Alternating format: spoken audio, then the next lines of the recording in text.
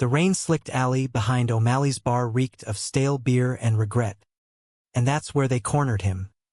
3 shadows peeling off the brick wall like bad dreams come alive. Jackson's heart slammed against his ribs as the biggest one, Tommy with his buzzcut and marine tattoo, grabbed his collar and slammed him into the dumpster, the metal clanging like a death knell. You think you can prance around campus like some fairy, flirting with that new kid? You're a disgrace to this town. Hale, ain't man enough to fight back. Are ya?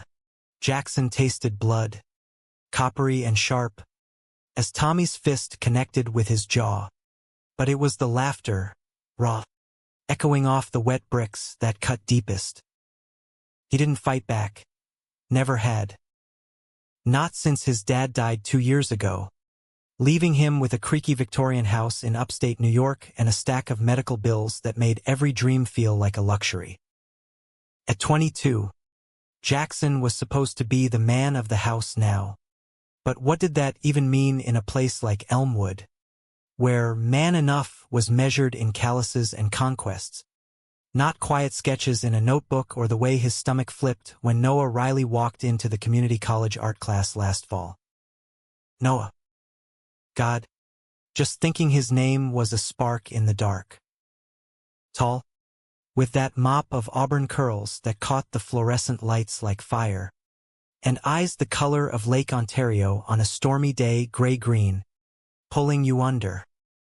They'd met over a spilled pallet of oils, Jackson on his knees mopping up cerulean blue, Noah crouching down with a grin that said, "Hey, accidents make the best stories." From there, it was stolen coffees at the campus cafe, whispers about Van Gogh's ear and the hypocrisy of small-town Sundays. Noah was from Buffalo, chasing a transfer to NYU, but he'd lingered in Elmwood like he was waiting for something, or someone, to root him. That first kiss happened under the bleachers after a Friday night football game, the crowd's roar fading into white noise as Noah's lips brushed Jackson's, tentative at first, then hungry. "I've wanted this since day one," Noah murmured against his skin, his hands framing Jackson's face like it was porcelain. It was electric. Forbidden fruit in a town where the only fruits were apples rotting in orchards. But secrets have a way of souring, and Tommy's crew had eyes everywhere. They'd seen the glances, the lingering touches in the parking lot. And tonight, after closing shift at the bar, they'd decided to remind Jackson of his place. "You hear me, queer," Tommy snarled, his breath hot with whiskey, knee digging into Jackson's gut. The other two, Ricky and Dale, high school has-beens clinging to faded glory, held his arms pinned. Jackson's mind raced, run, scream, fight. But his body betrayed him, going limp like it always did, a reflex honed from years of swallowing words. His mom, Ellen, had drilled it into him. "Keep your head down, Jack. This world's got teeth." She'd said it after his dad, Harlan, passed from that mysterious heart thing the coroner couldn't quite pin down. No autopsy, family decision. No questions asked. The punch landed square in his ribs, stealing his breath. Laughter again, then footsteps splashing away. They left him crumpled, rain pooling around his cheek. Jackson waited until the alley fell silent, then dragged himself up, ribs throbbing like a war drum. He stumbled home through Elmwood's empty streets, past the neon flicker of the diner where locals swapped gossip over pie, past the church steeple piercing the storm clouds like an accusation. The Hale house loomed at the edge of town, its gingerbread trim peeling like old skin, porch light buzzing faintly. Inside, the air was thick with lavender from Mom's soap, and she was there in the kitchen, apron dusted with flour from midnight baking, her therapy since Dad. Jack? That you? Her voice cracked the quiet, worry threading through like ivy. Yeah, Ma. Just tripped on the way home. He forced a smile, but mirrors were traitors, reflecting the split lip, the blooming bruise under his eye. She crossed the linoleum in 2 strides, tilting his chin with flowery fingers. Lord, boy, what happened? Her eyes, same hazel as his, narrowed. Ellen Hale was steel-wrapped in softness, widow at 45, raising a son who sketched boys instead of hunting deer. Nothing. Co-workers horsing around. Lie number 1 of the night. He shrugged her off, heading for the stairs, but she grabbed his wrist. Jackson Robert Hale, don't you lie to me. This town's poison, and I won't have it claiming you like it did. She bit off the words, turning back to her dough. Like it did Dad. Unspoken, but heavy as the family Bible on the mantel. Upstairs, Jackson stripped off his soaked shirt, wincing at the mirror's judgment. His body was lean from waitressing shifts, not the broad-shouldered bulk of Tommy's ideal. Not man enough, they always said. Echoes from high school locker rooms, from Dad's old buddies at the VFW hall. Harlan Hale had been the town's golden boy varsity quarterback, war hero from Nam, the guy who fixed your truck for free and quoted Hemingway like scripture. But Jackson, he was the soft one, the artist with paint under his nails and a crush on the new guy that burned brighter than shame. He texted Noah, rough night. Miss you already. No reply yet. Noah was probably crashed out after his shift at the auto shop. Jackson flopped onto his bed, the ceiling fan whirring like accusations. Sleep came fitful, dreams tangled with rain and fists, Noah's laugh cutting through like sunlight. Morning broke gray and grudging, the kind of November day in upstate New York that clings to your bones. Jackson skipped class, nursing coffee in the backyard shed where Dad's tools gathered dust. Harlan's workbench was a shrine. Half-finished birdhouses, a rusted tackle box, faded photos tucked in the vise, him and his army buddies, all grins and buzz cuts, one arm slung around a guy named Eddie, closer than brothers. Jackson had always wondered about that photo, the way their heads leaned in, but Dad never talked about the war. Some stories stay buried. Son, the shed door creaked, and there was Noah, hands in his pockets, curls damp from the drizzle. Your text worried me. Show me. Jackson hesitated, then lifted his shirt. Bruises bloomed purple across his side, a map of last night's war. Noah's jaw tightened, but his touch was feather-light, tracing the edges. Who did this? Doesn't matter. Jackson pulled him close, burying his face in Noah's neck, inhaling motor oil and mint gum. Just hold me. They sank onto the old quilt in the corner, Noah's arms a fortress. Kisses started soft. Apologies Jackson couldn't voice, then deepened into something fiercer, hands roaming, breaths mingling, the world shrinking to this shed and the boy who saw him whole. Noah whispered promises against his skin. You're enough. More than enough. For a moment, Jackson believed it, the rain pattering like applause. But Elmwood had other plans. By afternoon, whispers slithered through the college halls like smoke. Tommy's crew had posted a blurry photo on the local Facebook group, Jackson in the alley, head down. Caption, Campus Pansy gets schooled. Who's next? Likes poured in. Comments a venomous tide. Faggot deserves it. Harlan's boy, what a shame. Jackson's phone buzzed nonstop, each ping a fresh wound. He found Noah in the art studio after hours, easel splashed with ochre and sienna. "You see it?" Noah nodded, paintbrush pausing mid-stroke. "Yeah. And I'm done hiding." He set the brush down, pulling Jackson into a fierce hug. "We tell your mom. Then we fight back, our way." Jackson's laugh was bitter. "Fight? Last time I tried, Dad said, your dad would want you standing tall." Noah's eyes held that lake storm intensity. "Come on. Let's go." Ellen was in the living room, darning socks by lamplight, when they walked in hand, her needle stilled, gaze flicking from their laced fingers to Jackson's bruised face. Silence stretched, thick as fog off the lake. "Ma," Jackson started, voice cracking. "This is Noah. And we're together." She set the sock aside, standing slow. For a heartbeat, Jackson braced for the storm, the Bible quotes, the tears. But Ellen crossed the room, cupping Noah's cheek first.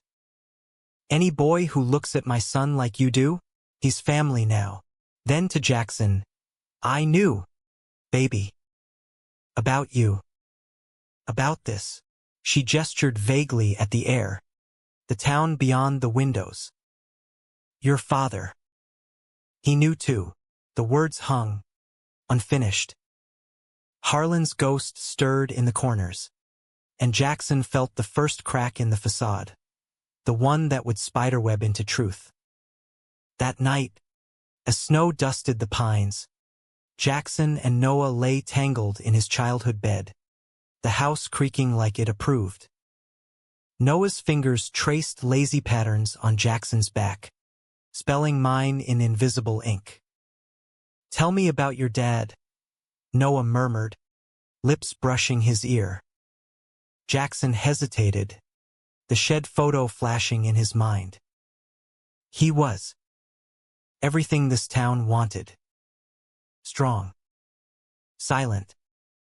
But sometimes, late at night, he'd stare at that old army picture, like he was missing a piece. Noah propped on an elbow, shadows playing across his face. "Missing what?" "I don't know. Eddie. Maybe. His buddy." They were tight. Jackson's voice dipped, vulnerability raw. "Dad never said much. Just that war changes you." Noah kissed his temple. "Maybe it's time to ask the ghosts some questions." Little did Jackson know, the ghosts were listening, and they had stories that would shatter more than pride. Winter clamped down on Elmwood like a vice, turning the streets to glass and the air to knives. Jackson and Noah's secret bloomed in stolen moments. Hurried lunches in Noah's beat-up Chevy, parked by the frozen river. Midnight drives to the edge of town where the radio played Springsteen anthems about highways and heartbreak. Noah had a way of making the ordinary epic.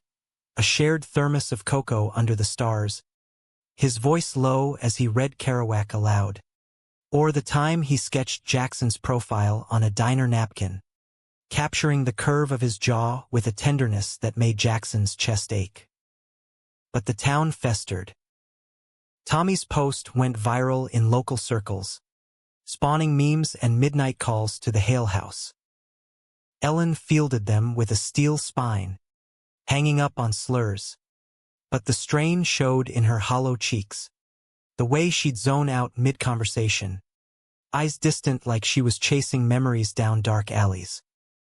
Jackson caught her once, rifling through Harlan's desk drawers, old letters yellowed with age, tied in twine. "Ma, what are you looking for?" She startled, shoving them back. "Nothing, hon. Just bills." But her hands trembled, and Jackson wondered if the poison was seeping into her too. Class became a gauntlet.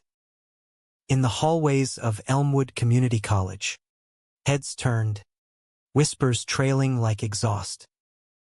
Professors' averted eyes, even the kind ones, like old Mr. Hargrove in lit class, stammered through lectures on Whitman as if the poet's barbaric yawp suddenly made everyone uncomfortable. Noah, ever the firebrand, confronted Tommy in the quad one lunch hour, chest puffed, fists clenched. You touch him again, and it's not just words I'll throw. Tommy smirked, flanked by Ricky and Dale. Ah, Riley's playing knight to a princess. The laughter rippled, but Noah held ground, his glare a blade. Jackson pulled him away before fists flew, heart pounding with a mix of pride and terror. Don't. They're not worth it. They're cowards, Noah spat, pacing the art room later, knocking over a stool. Hiding behind tough guy bullshit because they're scared of what they don't understand. Jackson sank onto the windowsill, snowflakes melting against the glass. Or because they do. Deep down, he thought of Dad again, that photo, the unspoken weight. Noah, what if? What if this is bigger than us? Like, generational or something? Noah stopped, softening.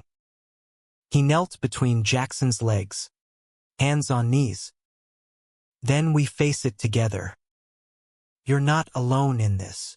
Their kiss was salt-tanged, desperate, hands fumbling with zippers in the empty room, breaths fogging the air as they chased oblivion. It was messy, urgent, Jackson's back against the cold sill, Noah's mouth mapping bruises like constellations. I love you, Noah gasped afterward, forehead pressed to Jackson's. The words landed like snow, soft but accumulating, burying doubt. I love you too, Jackson whispered, the admission a key turning in a long-locked door. Word spread, as it does in towns like Elmwood. By week's end, the dean called Jackson in. Distraction to the student body, he muttered, handing over transfer papers like a mercy killing. Consider your options, Mr. Hale. Noah raged, threatening to drop out in solidarity, but Jackson begged him off. NYU's your dream. Don't let them steal that. Instead, they plotted rebellion. Noah dragged Jackson to a queer poetry slam in Syracuse, 2 hours north, where the air hummed with acceptance. Tattooed queers spitting verses about leather and longing, drag queens with voices like velvet thunder. Jackson read for the first time, a piece about rain-slick alleys and boys who tasted like hope, his voice shaking but steadying under Noah's proud gaze from the front row. Applause crashed like waves, and in the afterglow, driving home with the windows down despite the chill, Noah proposed they go public, full throttle. Billboards if we have to, he joked, but his eyes were serious. Back home, the reckoning waited. Ellen sat them down Sunday after church, not the Hale pew, skipped for the first time in years. Over pot roast that tasted like ash, she slid a shoebox across the table, edges frayed. Your father. He wasn't who everyone thought. Her voice was a thread, unraveling. Inside, letters, dog-eared and intimate, addressed to Eddie from Harlan, postmarked Nam, 1968. Jackson's fingers trembled as he unfolded the first. Eddie, the jungle's a bitch, but your letters keep me sane. Remember that night in Basic, under the stars? Wish I could bottle that feeling. Come home with me. Yeah, we build something real. Jackson's breath hitched. More followed, passionate, coded in soldier slang, foxhole confessions, brother in arms but more. Photos too, Harlan and Eddie, arms linked, staring at the camera with eyes that mirrored Jackson's own hunger. Noah, look. Jackson passed one over, the room tilting. Ellen watched, tears carving tracks. They met in boot camp. Fell hard. Eddie died over there. Ambush, they said. Your dad came home hollow. Married me because it was expected. Loved me in his way. But he carried Eddie like a shadow. When you were little, sketching those boys in your books, he'd watch you with this look. Pride, mixed with pain. He's braver than I ever was, he'd say. Revelation hit like a freight train. Harlan Hale, town hero, queer as the day was long, hiding for decades, dying with secrets intact. Jackson's bruises throbbed anew, not from fists but from the echo of his father's silence. Why now, Ma? His voice cracked. Because Tommy called. Said if you didn't man up, he'd make sure the whole county knew what a freak family we are. Ellen's chin lifted, defiant. But they don't get to define us. Not anymore. Noah squeezed Jackson's hand under the table. A lifeline. That night, as they pored over the letters by flashlight in the attic, Harlan's words a bridge across time, Jackson felt the pieces slot. His softness wasn't weakness. It was inheritance, a quiet rebellion Dad never voiced. But dawn brought the mob. Tires crunched gravel outside at 6 a.m., headlights slicing the curtains. Tommy's truck, loaded with shadows. Hale, get out here. You and your boyfriend. Time to settle scores. Jackson's pulse roared. Noah grabbed a baseball bat from the closet. No more running. But Ellen stepped forward. Shotgun from Dad's rack cocked with authority. You boys best scatter. This is Hale land. The standoff stretched. Rain turning to sleet. Until sirens wailed. Someone's neighbor. Dialing 911. Tommy peeled out. Curses fading into the storm. But the damage lingered. Slashed tires on Noah's Chevy. Graffiti on the porch. Fags not welcome. In the aftermath, Jackson confronted the mirror, tracing his bruises. Dad, he whispered to the empty room. What would you do? The answer came not in words, but in the fire kindling low. Time to unearth the full truth, before it buried them all. The scandal ignited Elmwood like dry tinder. By Monday, the local paper, Elmwood Echo, ran a front-page smear. Local hero's son sparks controversy with lifestyle choice. Quotes from anonymous sources painted Jackson as a corrupting influence, Noah as an outsider stirring trouble. The college suspended classes for safety, code for quarantine.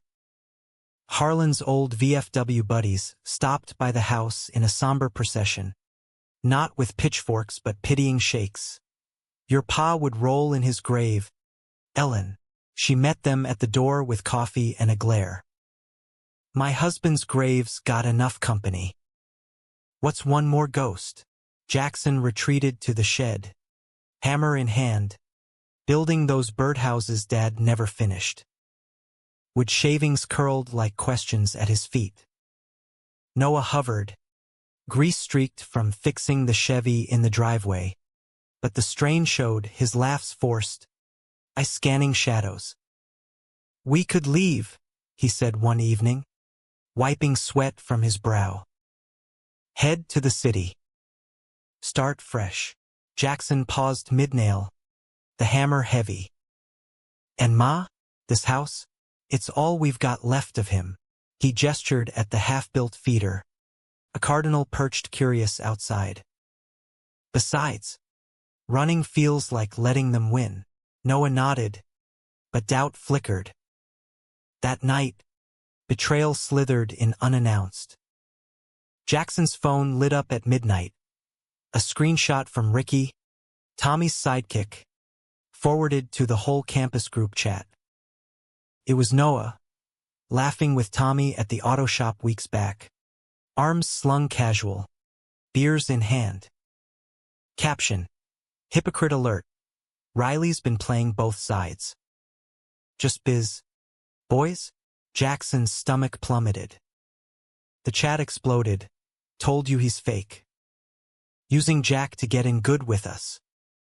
Noah, asleep beside him, stirred as Jackson shook him awake. What the hell is this? Noah bolted upright, scrolling blearily. Color drained from his face. Jack, it's not. You and Tommy?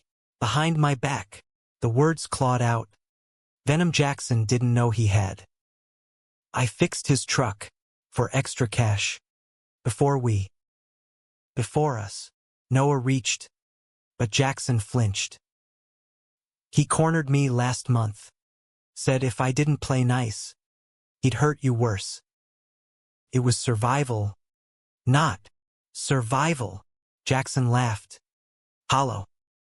By laughing like we're all buddies? While he bashes my face in, he stormed downstairs, the house groaning in sympathy.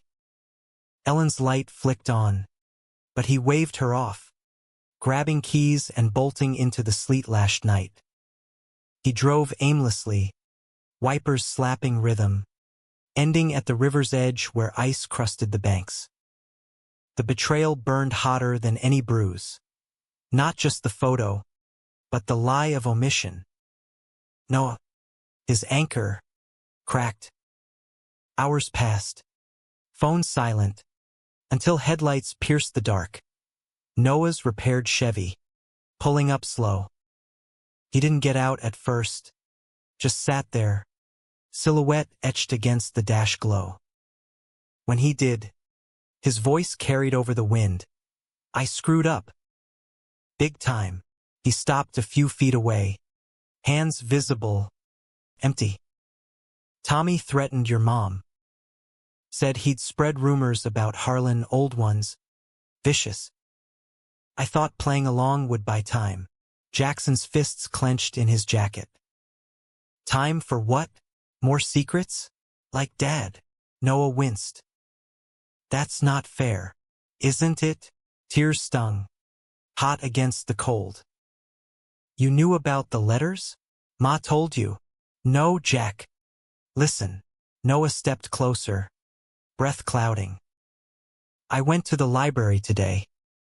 Dug into microfilm. Your dad. After Eddie died, he wrote to Eddie's sister. Confessed everything in a letter she never answered. But she kept it. Donated it years later to some archive. Jackson's breath caught. What? Noah pulled a crumpled printout from his pocket, holding it out like contrition. Harlan wrote, I loved him true, in a world that called it sin. If my boy ever feels that fire, tell him it's not curse, it's gift. She added a note. Harlan was brave. Elmwood broke him anyway. The words blurred through Jackson's tears. Gift. Not curse. He sank to the snowy bank, paper trembling in numb fingers. Noah knelt beside him, not touching, waiting. Minutes stretched, the river murmuring absolution, until Jackson leaned into him, sobs racking. I'm sorry. I just can't lose you too. You won't. Noah's arms enveloped. Steady. But we end this. Tomorrow. Dawn found them at the VFW hall. Uninvited but unyielding. The Monday meeting buzzed with vets in faded caps. Coffee percolating strong. Harlan's plaque gleamed on the wall. SGT. Harlan Hale, hero of Kisan. Tommy was there, schmoozing his uncle, the post commander. He spotted them at the door, smirk faltering. Jackson cleared his throat, voice amplified by Noah's hand in his. "Gentlemen, I got something to say about my father." Murmurs rippled. The commander, grizzled Walt, who'd fished with Harlan, beckoned them in. "Boy, this ain't." "It is." Jackson unfolded the printout, Eddie's sister's note crisp. He read it aloud, Harlan's confession echoing off wood-paneled walls. The love, the loss, the silence that choked. Gasps, shifts in seats. Tommy's face blanched beet red. Walt stood slow, eyes wet. Harlan never said a word. But damn if he wasn't the best of us. He turned to Tommy. "You want to talk manhood? Starts with owning your shit. Get out." Tommy bolted, tail between legs, but the hall hung heavy. One vet, grizzled with a purple heart, approached Jackson. "Your pa saved my life over there. If he loved like that, hell, makes him more man than most." Handshakes followed, gruff but genuine cracks in the armor. Outside, snow swirled triumphant. Noah grinned, punching Jackson's arm. That was badass, but victory soured quick. Ellen called mid-drive home, "Jack the house." Fire, heart in throat, they raced back. Flames licked the Victorian's eaves, volunteer trucks hosing futile. Arson, the fire chief confirmed later, Tommy's lighter fluid signature.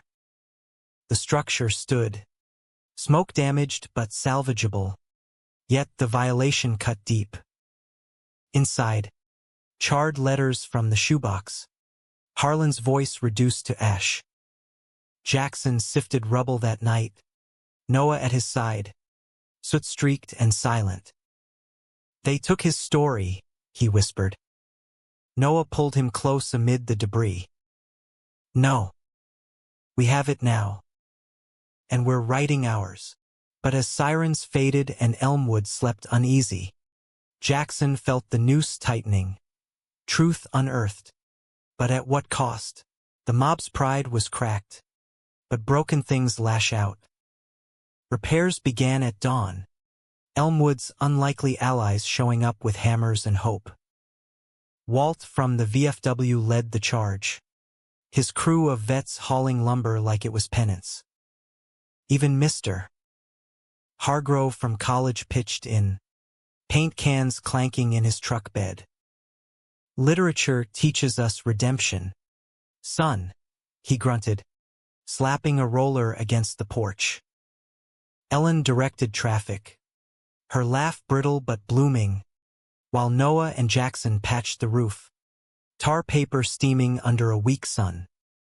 The fire marshal's report hit the Echo Wednesday. Accelerant confirmed, Tommy's prints on the can.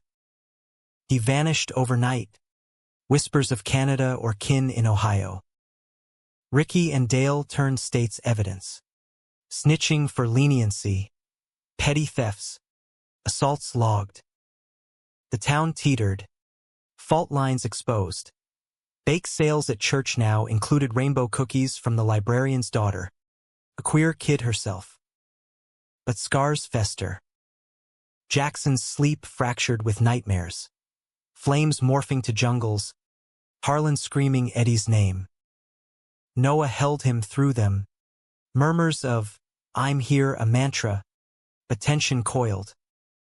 One night, post-roofing beers on the rebuilt porch. Noah broached it. "That letter from Eddie's sister. She lives in Rochester. We could visit. Get the full story." Jackson swirled his bottle, condensation beating like sweat. "What if it's more pain? Dad buried it for a reason. Or to protect you." Noah's knee nudged his. "You're his echo, Jack." Braver. The drive to Rochester was 4 hours of Highway 90, pines giving way to steel and glass. Eddie's sister, Miriam, Met them at a tidy bungalow. 60s in a cardigan. Eyes like faded emeralds. Tea steamed on the doily-covered table as she slid over a thick envelope. Harlan's originals. Eddie's replies. I was angry once, she said. Voice papery. Blamed him for dragging my brother into that hell. But love like theirs? It was pure. Eddie wrote home. Harlan's my North Star. If I die, tell him I went smiling. Jackson traced Eddie's script. Loops elegant. Miss you in the foxholes. Dreamt of that beach in Cali we talked about, waves crashing. Just us. Photos spilled out, boot camp candids. Harlan's arm possessive around Eddie's waist. Grins defiant. Miriam's gaze softened on Jackson. You look like him. Eddie. The quiet fire. To Noah. And you, Harlan's protector. Good. Back in the Chevy. Envelope clutched like talisman. Jackson cracked. He had this. And lost it. What if we do too? Noah pulled over at a rest stop, cupping his face. We won't. Because we're not hiding. Their kiss was fierce. Windshield fogging. Hands urgent across seats, reclaiming space. Bodies a vow against loss. I choose you, Noah panted. Every damn time. Elmwood welcomed them with wary thaw. The college reinstated, with a GSA club forming under Hargrove's sponsorship. Jackson's poetry slam piece circulated. Foxhole Hearts, drawing emails from kids in hiding. You're brave. Thank you. But undercurrents churned. Tommy's uncle, the commander, cornered Jackson at the hardware store. Boy, you stirred a hornet's nest. Some folks, they don't forget. Threat veiled, but clear. That weekend, Noah vanished. Shift at the shop ran late. He texted, home soon. Love you. Midnight came. No Noah. Jackson paced the porch, calling until voicemail swallowed his pleas. Ellen brewed chamomile, her worry a mirror. Go find him. The auto shop lot was empty, floodlights harsh. Jackson's knock echoed unanswered until a light flicked on in the office. Dale, hunched over papers. Riley? Checked out hours ago. Said something about meeting Tommy. Old beef, ice in veins. Jackson sped to the river bend, the spot where fights settled scores. Headlights swept gravel. Noah's Chevy, parked crooked, door ajar. No Noah. Footprints trailed to the bank. Scuffled. Then nothing. Ice shelf cracked. Water black and churning. No! Jackson's scream tore the night. Phone fumbling for 911. Divers came at dawn, dragging the current, but hours yielded zilch. Elmwood mobilized, flashlights bobbing like fireflies, helicopters thumping overhead. Ellen clung to Jackson, her whispers prayers. Walt clapped his shoulder. We'll find him, son. For Harlan, candlelight vigil bloomed that night. Townies holding hands in a circle Jackson never imagined, rainbow flags fluttering beside American ones. He spoke through tears. Noah taught me love isn't quiet. It's a yawp, whispers of agreement, a shift seismic. But Dawn's search turned grim.